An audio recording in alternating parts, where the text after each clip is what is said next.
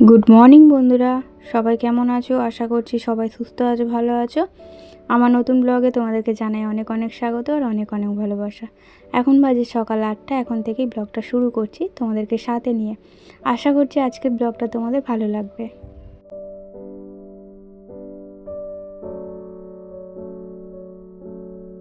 বেশ কিছুদিন হয়ে গেল পাতকের জলটা না একদম নষ্ট হয়ে গেছে, তো একটু একটু গন্ধ ছাড়ছে, তোমাদের এর আগেও বলেছি। তো আবার ঠিক হয়ে গেছিলো, যেমন জল তেমন হয়ে গেছিলো, আবার দেখছি এই দুদিনের মতো একটু জলটা ফের ঘোলা মতো হয়ে গেছে। যাই হোক, তো কী করবো বলো, জল নলে তো কিছু কাজই হবে না, তাই টাইম কলে জল এসেছে।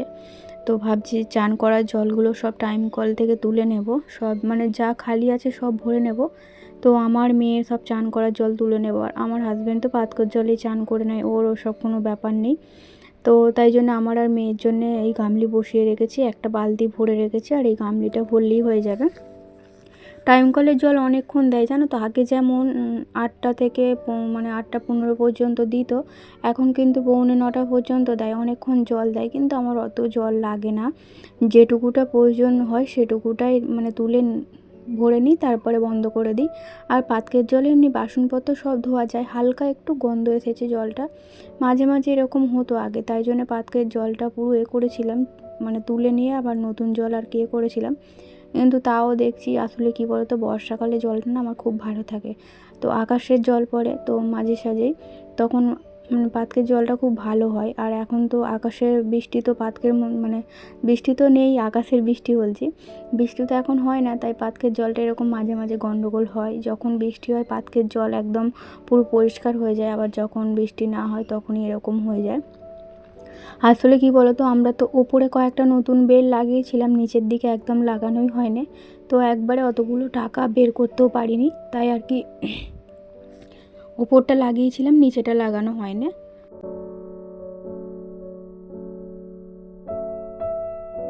তোমাদের সঙ্গে কথা বলতে বলতে আমার উঠোনটা ঝাড়ু দেওয়া গেল। উঠোনটা না ঝাড়ু দিলে একদমই হচ্ছে না, এখন ডেলি মানে উঠোনটা ঝাড়ু দিতে হচ্ছে, কারণ প্রচুর ধুলো হচ্ছে এখন, খুব ধুলো। মানে সারাদিনে তো মানে কি বলবো, সকালবেলা যখন ঘর দালান পরিষ্কার করি মুছি তখন বেশ ভালো, তারপরে বিকেলবেলা না একদম উঠোনে উঠোনে কি আমার দালানে পা রাখতে পারি না, এত ধুলো হয়। তো এই শীতকালটা আমার ঘরে খুব ধুলো হয় গরমকালের থেকে, তাই উঠোনটা প্রতিদিন ঝাড়ু দিই আর 2-1 দিন ছাড়াই ধুয়ে দিই। তো এখন এই যে টেবিলটা একটু পরিষ্কার করে মুছে নিচ্ছি, কারণ রান্নার পর তো খাবার দাবার সব এখানেই রাখতে হবে, তো তাই জন্য মুছে নিচ্ছি। আর একটাও বোতলে জল নেই, দেখতে পাচ্ছ বোতলগুলো সব খালি হয়ে গেছে।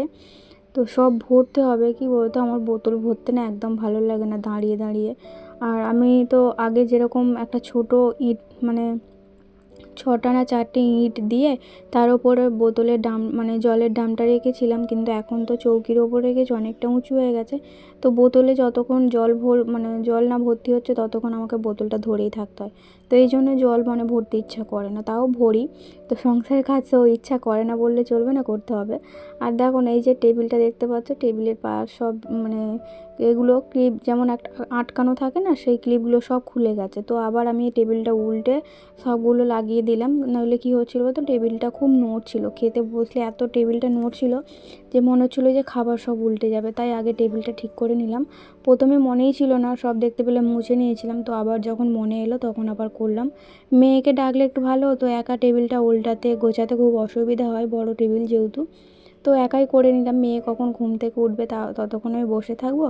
তো সংসারের কাজ যত দেরি করবে ততই দেরি হবে, তো আর যত তাড়াতাড়ি করবে ততই তো মানে কি বলবো, একটু ছুটি হবে, ছুটি পাবো, তাই আর কি বসে না থেকে নিজের কাজটা নিজেই করে নিলাম, কারো অপেক্ষা না করে। নিজের কাজটা নিজে করতে বেশি পছন্দ করি, বেশি ভালোবাসি, কিন্তু যখন পারি না, অসুবিধা হয়, তখন মেয়েকে একটু হেল্প করতে বললে ও করে দেয়, ও কোনো কাজে না করে না। ও যদি পারে, যত ধরো যেই কাজটা ও পারবে সেই কাজটা যদি আমি ওকে করতে বললেও নিশ্চয়ই করে, কোনো দিন বলে না যে আমি পারবো না, করবো না। তো করে, এখন যেহেতু ঘুমোচ্ছে তাই ওকে আর ডাকলাম না। আর আজকে তো সানডে, তো রবিবার হয়তো আমার সবার ঘরেই আজকে মাংস হবে, কিন্তু আমাদের মাংস খেতে ভালো লাগছে না। তো এর আগের দিন মানে শুক্রবার মাংস খাওয়া হয়েছে, শনিবার না শুক্রবার খাওয়া হয়েছে, তাই আজকে আর কোনো রকম মাংসের ঝামেলা করছি না, মানে এবেলা করছি না, ওবেলা হবে। তো ওবেলা আমার হাজব্যান্ডের ইচ্ছা হয়েছে মাংসের ঝোল আর রুটি খায়, মানে মাংস কষা, ঝোল না। আর এবেলার জন্য এই যে পালং শাক এনেছে, আমার হাজব্যান্ড কিন্তু পালং শাক খেতে খুব ভালোবাসে, প্রচণ্ড ভালোবাসে। তো ও যদি পালং শাক সেদ্ধ, পালং শাকের তরকারি, মানে পালং শাক দিয়ে যা বানাবে তাই ও খেয়ে নেবে। ওর পালং শাকে না নেই, তো উঠতে না উঠতেই পালং শাক নিয়ে চলে এসেছে। আমারও মোটামুটি ভালো লাগে, লাগে না যে তা বলবো না, কিন্তু পালং শাকের তরকারিটা আমার হাজব্যান্ড বেশি পছন্দ করে। তো মূলো দিয়ে পালং শাকের তরকারি করব, আর হচ্ছে একটু মাছের ঝাল করব। আজকে ভেটকি মাছ এনেছে, মাছের ঝাল করব, আর চাটনি। আর সেই মেয়ের বার্থডের দিনকে পায়েস করেছিলাম, তো আমি আর আমার হাজব্যান্ড খাইনি। তো নাকি জন্মদিনের দিন পায়েস খেতে নেই মায়েদের, তাই জন্য আমি খাইনি। কিন্তু আমার হাজব্যান্ড খেতে পারতো, কিন্তু ও খায়নি। অনেকটা বেলায় কাজ থেকে ফিরে ভাত খেয়েছে, তাই আর পায়েস খায়নি। তো আজকে ওর পায়েস খাবার খুব ইচ্ছা হচ্ছে, তাই জন্য আজকে একটু পায়েস বানাবো আমার হাজব্যান্ডের মানে আবদারে। ও তো জানো, আমার হাজব্যান্ড তো জানো তোমরা, যে ও খেতে খুবই ভালোবাসে। নিত্য নতুন খাবার বানিয়ে দিলে আর ওর মুখ থেকে কোনো রকম সাড়া বেরোয় না। প্রতিদিনকার রান্নায়, দুবেলার রান্নায় যদি নিত্য নতুন রান্না হয়, আর মানে দেখতে হবে না, ওর মজা নেয় কে, এরকম একটা ব্যাপার। তো ও যখন বলে, যেটা বলে আমি সেটাই করে দেওয়ার চেষ্টা করি। তো সামর্থ্য মতোই মানে ও করে, আবদার করে, যেটুকুটা বাজার করতে পারবে সেরকম বুঝেই আবদার করে। এমন কিছু আবদার করে না যে সেটা আমাদের সামর্থ্যের বাইরে। তো এই যে সবজিগুলো কাটা হয়ে গেলো, তোমাদের সঙ্গে বকতে বকতে শাক কেটে নিয়েছি, মূলো কাটলাম, এখন এই যে আলুটা কেটে নিলাম। তো এই যে ঝটঝট রান্না বসিয়ে দিচ্ছি, যেহেতু আজকে রবিবার, অনেকটা বেলা হয়ে গেছে, হাজব্যান্ড ও ডিউটি চলে গেছে। তো মেয়ের জন্য টিফিন আনবে, মেয়েকে বলছি মেয়ের জন্য টিফিন আনবে, নিজেও টিফিন করবে। টিফিনটা কিন্তু এনে দিয়ে গেছে, বললো একটু বেলায় এসে তারপরে টিফিনটা করবো, মানে ওই 10টার দিক করে আসবে, এসে টিফিন করবে। আমাকে তো আবার হাতের কাজটা করতে হবে, তাই আমি তাড়াতাড়ি রান্না বসিয়ে দিলাম। তো আজকে কোনো রকম হাতের কাজটা করব, কিন্তু সোমবার যেহেতু ছুটি, সোমবারে আমি একবেলা মানে হাতের কাজ করতেই পারি না। সারাদিন এদিক সেদিক করতে করতে না হাফবেলা কেটেই যায়। সেই কাজে বসি কখন বলো তো, সেই দুপুরবেলা 3টে, 3:30-র পর আমি একটু হাতের কাজ ধরতে পারি। তো এই যে এখন সবাই মিলে টিফিন খাবো। তো আমার আর মেয়ের আলাদা দোকানের টিফিন এনেছে, আমার হাজব্যান্ডের আবার আলাদা দোকানের এনেছে। ও মানে কি বলবো, ঘরে 3টে মানুষ 3 রকম বায়না, জানো তো, এই দোকান খাবে না, ও ওই দোকানের খাবে না, এরকমই হয় আমাদের ঘরেতে। তো ওদিকে টিফিন খেয়ে আর চলে এসেছে। এটা তো সেদ্ধ বসিয়ে দিয়ে টিফিন খেতে গিয়েছিলাম, ততক্ষণে আমার সেদ্ধ হয়ে গেছে। তো এখনও পর্যন্ত আমি পালং শাকটা দিইনি, এখন দিচ্ছি। পালং শাকটা দিয়ে হালকা নাড়াচাড়া করে নামিয়ে নেব, তারপরে ফোড়নে দেব। ফোড়নে ওই যে ধনে গুঁড়ো, জিরে গুঁড়ো, তারপরে হচ্ছে মৌরি গুঁড়ো, মানে গুঁড়ো নয়, এগুলো আর কি আমি হাতে বেটেছি শিলে।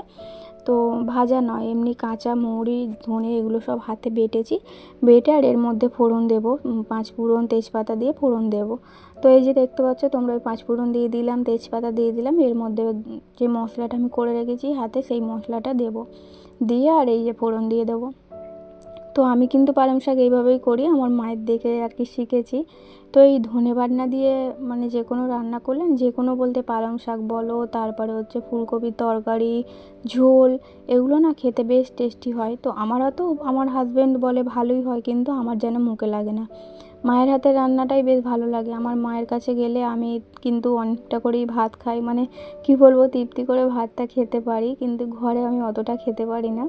নিজের হাতে রান্না খেয়ে খেয়ে না একদম ভালো লাগে না। আমার মা আবার আমার কাছে এসে তবু একটু ভাত খায়। আমার মা তো দুপুরে একদমই ভাত খায় না, বলে ভালো লাগে না, ভালো লাগে না।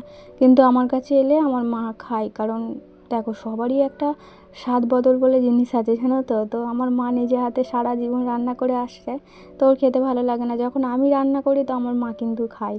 আর আমারও সেম কেস, আমার মায়ের হাতে রান্না খেতে আমার খুব ভালো লাগে। শুধু মায়ের হাতে বলবো না, তো এমনি ধরো কারো বাড়ি গেলাম আর করলাম, তো তখন যে অন্য জনের হাতে রান্না খেতে বেশ ভালোই লাগে, স্বাদ বদল হয়, বেশ ভালোই লাগে খেতে। আর আমার হাজব্যান্ড একটু পেঁয়াজ এনেছিল, তো সেগুলোই এখন গুছিয়ে রাখবো বলে এই যে পেঁয়াজের এটা বার করালাম।